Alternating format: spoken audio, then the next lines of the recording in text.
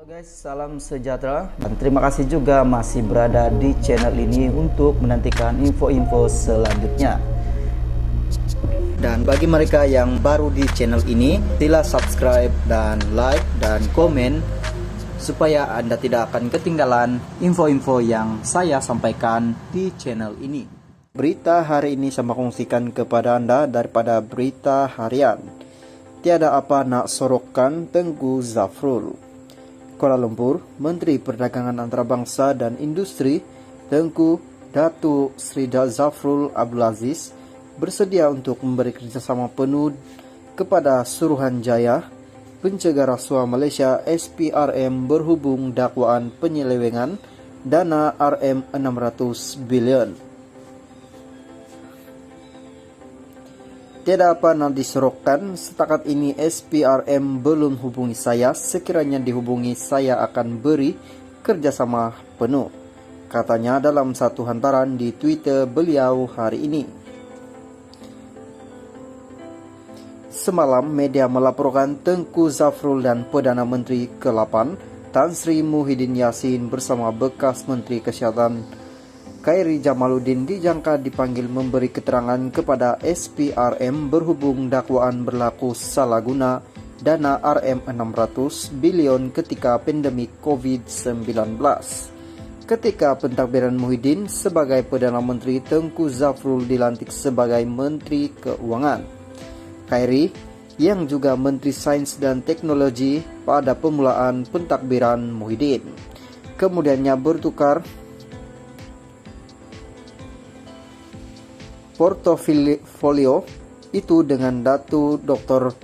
Adham Ababa sebagai Menteri Kesihatan. Terdahulu, Perdana Menteri Datuk Seri Anwar Ibrahim berkata, pegawai Kementerian Keuangan mengesahkan bahawa ada pelanggaran serius prosedur berhubung dakwaan pembelanjaan hampir 600 bilion ketika pentadbiran kerajaan diterajui Muhyiddin. Terdahulu, Muhyiddin dilapor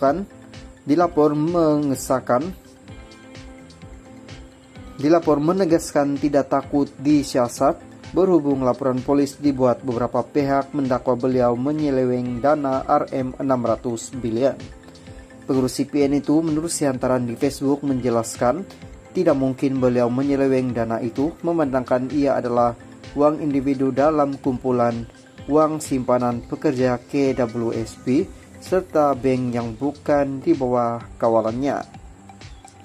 Beliau yang juga Presiden Bersatu juga menyatakan tidak pasti bagaimana angka 600 bilion itu dipetik jikapun ia merujuk kepada 8 piket rangsangan ekonomi diumumkan ketika menerajui kerajaan yang semuanya berjumlah RM530 bilion. Bekas Ketua Setiausaha sulit kepada Muhyiddin, Datuk Dr. Marzuki Muhammad pula dilapor berkata dakwaan penyelewengan dana bernilai 600 bilion sebenarnya tidak wujud dan sekadar perang saraf lapuk untuk membuka pentadbiran Muhyiddin.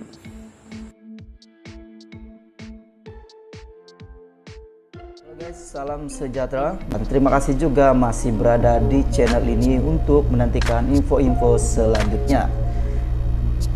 Dan bagi mereka yang baru di channel ini, sila subscribe dan like dan komen supaya Anda tidak akan ketinggalan info-info yang saya sampaikan di channel ini.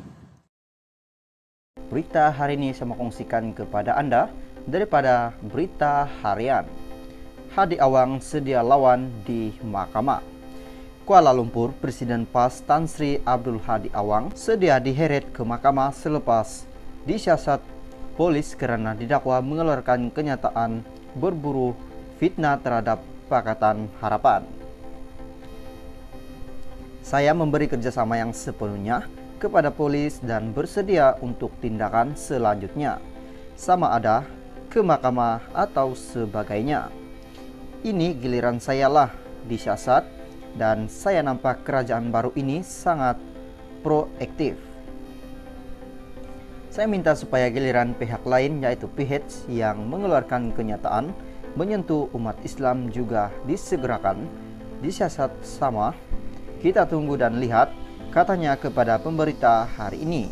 Terdahulu, Abdul Hadi, 75, tiba di perkarangan Ibu Pejabat Polis Daerah IPD Sentul pada jam 2.57 petang untuk direkam keterangan berhubung satu laporan yang dibuat terhadapnya oleh ahli parlemen Kopong Lim Lip Ing pada 10 November lalu. Lip Ing yang juga setiausaha di EPI wilayah Persekutuan Kuala Lumpur mendakwa Abdul Hadi mengeluarkan kenyataan blur fitnah terhadap PH yang mengaitkan PH dengan fahaman komunis, anti raja serta anti Tuhan dalam ceramah pilihan raya lalu. Sementara itu, Peguam Abdul Hadi Wan